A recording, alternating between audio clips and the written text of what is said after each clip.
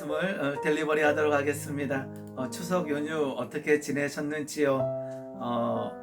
가족과 친지들 만나면서 많은 얘기를 나누기도 하셨을 텐데 실은 저는 그러지를 못했습니다.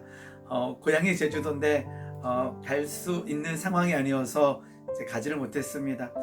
그러고 보면 제가 어릴 때 참 재밌게 잘 놀았던 것 같아요. 그 제주도 그 바닷가에서 열심히 물놀이 하면서 놀았습니다. 그 서쪽 끝에 있는 바닷가를 끼고 있는 작은 마을이었는데 그곳에서 살다가 이제 고등학교 때는 이제 제주 시내에 와서 이제 지내게 됐고, 그 다음에 대학생 때는 이제 서울로 떠나게 됐고, 그러고 보니까 본의 아니게 떠나는 삶을 살았던 것 같아요.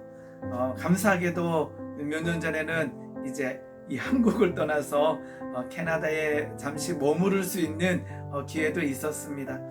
오늘 이제 아브라함의 말씀을 이번 주에 잠깐 나누려고 하는데요. 아브라함의 이야기의 시작은 떠남입니다. 실은 떠난다라는 것은 쉬운 일은 아닌 것 같아요. 특히 내가 오랫동안 머물렀던 그곳, 그리고 어느 정도 나이가 지난 이후에 나의 삶의 터전을 떠나서 어디론가 가는 것은 만만한 일은 아닌 것 같습니다.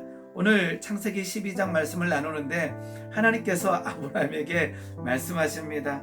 아브라함아, 너는 너의 고향과 친척과 아버지의 집을 떠나 내가 내게 보여줄 땅으로 가라라고 하나님께서 말씀하십니다. 하나님께서 아브라함에게 원했던 삶은 하나님의 말씀을 듣는 삶, 그리고 하나님의 말씀에 순종하는 삶을 원했다라는 거죠. 그 이후에 하늘의 복, 하늘의 생명을 누리는 삶도 하나님께서는 원하셨습니다. 그런데 먼저 원했던 것은 하나님의 말씀을 듣고 그 하나님의 말씀을 따라 쫓아서 순종하는 삶을 하나님께서는 원했다라는 거죠. 그 말씀에 순종하는 아브라함에게 하나님께서는 놀라운 축복의 말씀을 약속해 주십니다. 실은 우리는요, 하나님의 말씀을 쫓아 살아가야 되는 존재입니다. 그렇지 않고 이 땅에서 내 힘과 내 눈으로 살아갈 때는요, 굉장히 힘겨운 삶이 될 수밖에 없습니다. 우리는 너무나 연약한 존재입니다. 지금 이 코로나 시대가 참 오래되고 있는데 연약함을 우리는 알 수 있는 시기인 것 같아요. 그럴 때일수록 우리는 무엇을 해야 되는가? 하나님의 말씀을 들으며 그 하나님의 말씀에 순종하며 쫓아가는 삶이 우리에게 필요하다라는 거죠. 하나님께서 아브라함에게 말씀하실 때 너는 이 고향과 친척과 아버지의 집을 떠나서 내가 내게 지시하는 땅으로 가라. 어느 땅인지도 확실하지 않지만 하나님께서는 아브라함에게 지시할 땅으로 가라는 거예요. 이게 얼마나 실은 두려운 말씀인지 모릅니다. 야, 너는 내가 내비게이션을 너에게 주고 거기에 주소를 줄 테니까 그 주소 찍고 그 내비게이션이 인도하는 대로 가면 돼. 이게 아니라는 거죠.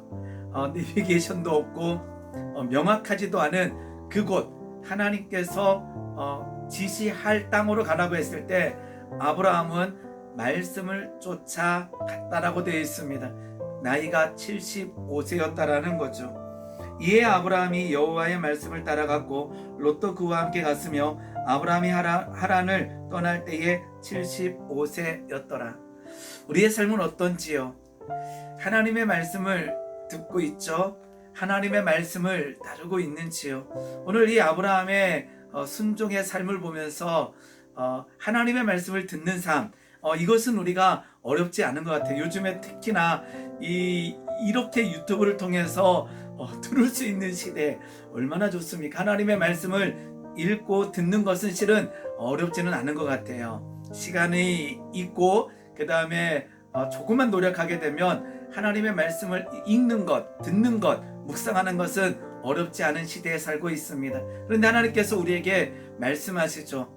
그 말씀을 쫓아서 순종하는 삶을 살 수 있겠냐라고 우리에게 도전하실 때가 있다라는 것입니다. 즉 하나님께서 아브라함에게 원했던 것은 말씀을 듣고 순종하는 삶. 중요한 것은 오늘 이 말씀을 듣는 우리 모두에게도 하나님께서는 하나님의 말씀을 듣는 삶, 그 하나님의 말씀에 순종하는 삶을 하나님께서는 원하고 계시다라는 거예요.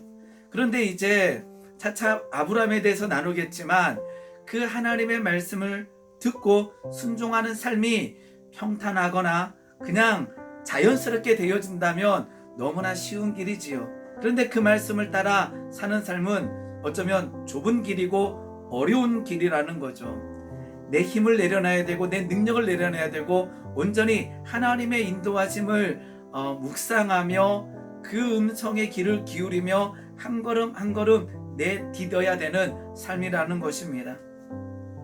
엘리야가 하나님의 말씀을 쫓아갈 때가 있었죠. 그 어려운 시기였습니다. 가뭄의 때에 하나님께서 엘리야에게 말씀하십니다.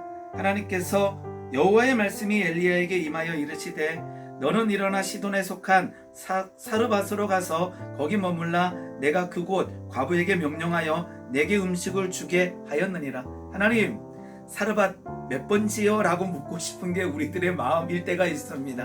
근데 가라는 거예요. 그곳에 과부가 있는데 과부의 모습이 표시되어 있지 않잖아요. 근데 하나님께서는 사르밧으로 가라. 거기 가게 되면 내가 과부에게 명령하여 내게 음식을 주게 하리라. 그런데 엘리야가 어떻게 합니까? 그가 일어나 사르밧으로 가서 성문에 이를 때에 이렇게 되어 있습니다. 그곳에서 하나님의 놀라운 능력이 누구에게? 엘리야에게, 그리고 사르밧 과부, 그를 돕는 과부에게도 하나님의 놀라운 능력과 은혜가 일어나고 있다라는 거죠. 누구에게 일어나고 있나요? 하나님의 말씀을 듣고 순종하는 엘리야에게, 하나님의 말씀을 듣고 순종한 사르밧 과부에게 일어나고 있다라는 것입니다. 엘리야는요, 그 과부에게 자신에게 먼저 가져오라 하면서 이스라엘의 하나님 여호와의 말씀이 나 여호와가 비를 지면에 내리는 날까지 그 통에 가루가 떨어지지 아니하고 그 병에 기름이 없어지지 아니하리라 하셨느니라. 즉 하나님의 말씀을 사르밧 과부에게 전하고 있고 그 말씀을 듣고 그 말씀을 따르는 사르밧 과부에게도 하나님의 놀라운 능력과 은혜가 나타나고 있다라는 것입니다. 오늘 아브라함은 하나님의 말씀을 쫓아 그 길을 떠나고 있습니다. 그 길을 떠나는 그 모습은 어쩌면 두려움이고 그 앞에 걱정과 어려움이 있을지 모릅니다. 그런데 하나님께서 인도하심을 믿으며 한 걸음 한 걸음 내디딜 때에 하나님께서 아브라함에게 약속하신 놀라운 은혜를 허락해 주신다라는 거죠. 뭐라고 약속하십니까? 내가 내 말을 듣고 순종할 때에 내가 너로 큰 민족을 이루고 내게 복을 주어 내 이름을 창대하게 하리니 너는 복이 될지라. 너를 축복하는 자에게는 내가 복을 내리고 너를 저주하는 자에게는 내가 저주하리니 땅의 모든 족속이 너로 말미암아 복을 얻을 것이니라 하신지라. 하나님께서 오늘 우리에게 아브라함에게 원하셨던 그 모양을 우리에게도 원하고 계십니다. 말씀을 듣고 순종하는 삶. 하나님의 말씀을 우리는 매일같이 듣고 있습니다. 그런데 이제 우리에게 오늘 이 말씀을 듣고 주님, 말씀을 듣는 것으로 그치는 것이 아니라 하나님 그 말씀에 순종하기 원합니다. 주여, 내 힘과 내 능으로 하나님의 말씀을 순종하기는 만만치 않은 것 너무나 잘 알고 있습니다. 하나님, 그 발걸음을 내딛는 75세의 그 고향을 떠나서 그 하나님께서 지시할 땅으로 가는 아브라함과 함께 해주셨던 하나님, 오늘 그처럼 순종하는 우리의 삶에 동행하실 줄 믿습니다라고 선포하며 기도하며 나아갈 때 하나님께서 우리의 삶에 함께 하여 주실 줄 믿습니다. 그러한 주의 백성 되기를 예수님의 이름으로 소망합니다. 오늘도 듣는 것으로 그치지 아니하고 그 말씀에 순종하며 걸어갈 때 승리하는 오늘 하루가 되기를 예수님의 이름으로 소망합니다.